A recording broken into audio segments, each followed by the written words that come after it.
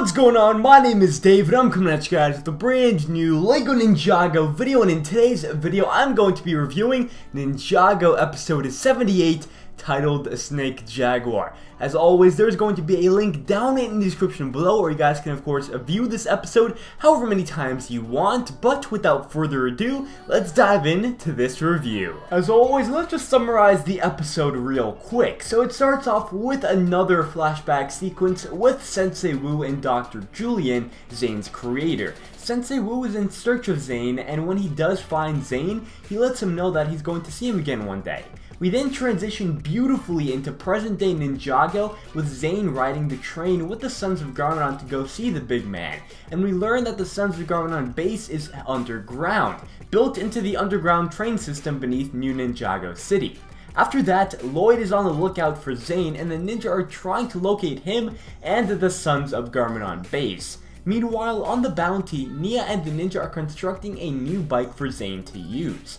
Then we get a peek at Cole trying to break out of his prison cell into the Sons of Garmadon base, but he overhears that the Sons of Garmadon have found the key for obtaining the last Oni mask. We then transition into Zane finally meeting the big man known as Kilo, which is the first time that we get to see this character in the season. I'm going to be talking more about him in depth later on in this video. But we find out that Zane has to ride with the Sons of Garmadon in order to initiate his membership with them. Zane then disguises himself as Ultraviolet in order to sneak past the guards and talk to Cole. And then Zane tells Cole that he can't save him since he's going to risk his cover, but he lets him know that he can escape when the place is cleared out when the initiation race begins. Soon after the race begins, Ultraviolet gets a call from the Quiet One and is informed that Zane is a ninja, and then Ultraviolet proceeds to inform Kilo and Zane's cover is blown. The main objective of the Sons of Garmadon then is to make sure that Zane does not complete the race. However, Nia and the ninja are able to deliver Zane's new bike to him by dropping it off from the bounty, and so Zane continues on in the race. After the Sons of Garmadon leave their base, Cole is able to break out and he tries to steal the key to the third Oni mask, but it turns out to be quite the surprise because it was actually a baby. And so he has a battle with Ultraviolet over the baby, but ultimately wins and locks up Ultraviolet. Then we transition into Zane's final part of the race where he catches up with Kilo and Mr. E, but Kilo equips the Mask of Deception and uses it to levitate Zane into the air and throw huge spiked rocks at him. Shortly after, Kilo orders Mr. E to take care of the situation since he was the one who brought Zane along in the first place, and both Mr. E and Zane have a battle on their bikes while they accelerate towards a cliff where both characters proceed to jump off their bikes.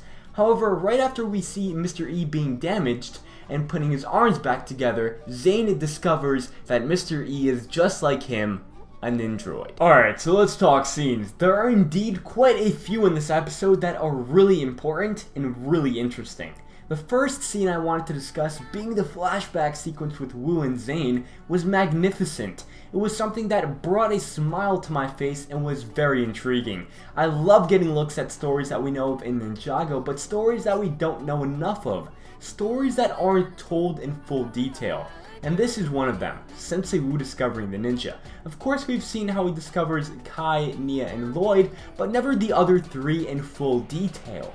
Then I think we definitely need to discuss Cole's breakout scene and how he discovers the baby. It was quite the twist when we discovered that the baby is actually the key to the third mask, which is such an interesting plot choice and something I definitely did not expect. I can't wait to learn more about this mysterious baby, and this just adds on to the many mysteries of Sons of Garmadon and what it has to offer for Ninjago fans. Finally, the ending sequence with Zane's final leg of the race. I absolutely adored the fighting between Mr. E and Zane, and although there was not much of it, the fight was still satisfactory. And man oh man was I shocked with that ending. I'm sure this is something that nobody expected. Mr. E being a Ninjroid opens up a whole new book of possibilities, and I'm very interested in seeing where this leads and finding out the identity of this character. There are some characters from this episode that I think are definitely worth discussing.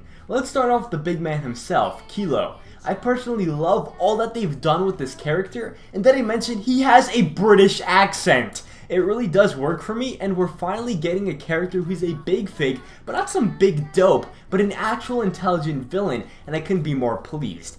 As for the next character, Harumi, she's quite the special snowflake because I'm starting to have my doubts on where her loyalties stand.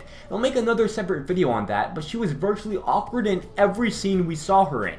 She has no clue what's going on most of the time, but I personally think it's just a fake character that she plays because she does seem super intelligent from the trailers in previous episodes.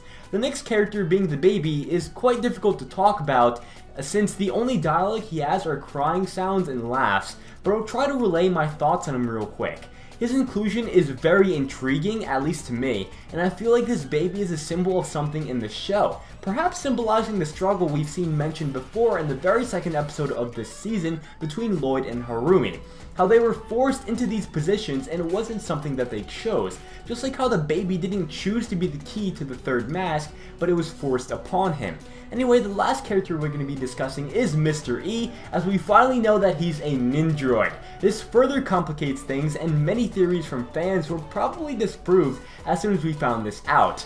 I just want to say that I really like what they're doing with this character, and I love his character design, and I can't wait to find out the mystery as to who he really is. Now it's time for the negatives. Luckily there aren't many in this episode, at least for me. The first one that I wanted to talk about was the call between Ultraviolet and the Quiet One. I really don't like how it was done, it just kind of seemed really cheesy to me. She got a call over the phone and the writing just wasn't the best, and it just seemed super awkward when you don't get to hear what the other person on the line is saying. I understand that they can't reveal the Quiet One's voice just yet, but it was really awkward and I personally had some distaste towards this particular part of the scene. Other than that, there isn't really anything else to complain about. The only thing that I'm going to nitpick on is how weird it looked with the Sons of Garmin on bikes flying over the city as soon as they emerged from the subway tunnels. There were so many, it just looked really dumb if I'm being honest, but other than that, there's really nothing that I didn't like. All in all, this is a really exceptionally done episode, and I'd even bet that it might be close to my top 10 favorite Ninjago episodes of all time. It was thoroughly entertaining throughout the entire episode, and the way that they introduced us into the episode with that flashback sequence was brilliant. I absolutely adored the creativity and passion that went into the making of this episode, and you can clearly see it, and it does pay off a ton. That cliffhanger really left my jaw wide open, and I didn't want the episode to end. With that being said, I'm going to give this episode a 9 out of 10. It was extremely well done and on par with some of the best Ninjago episodes we've seen so far. I'm really excited to see where this season is headed, and if they keep pumping out amazing episodes like these, I think we're in good hands. But yeah, that concludes my review of episode 78, Snake Jaguar. I hope you guys enjoyed this review. If you did, a like rating would always be appreciated. And if you guys don't want to miss out on any of my future uploads, feel free to subscribe and hit that notification bell next to my channel name so you guys don't miss out on any of my future videos. Thanks so much for watching, and I'll catch you all in the next one. Peace out, guys.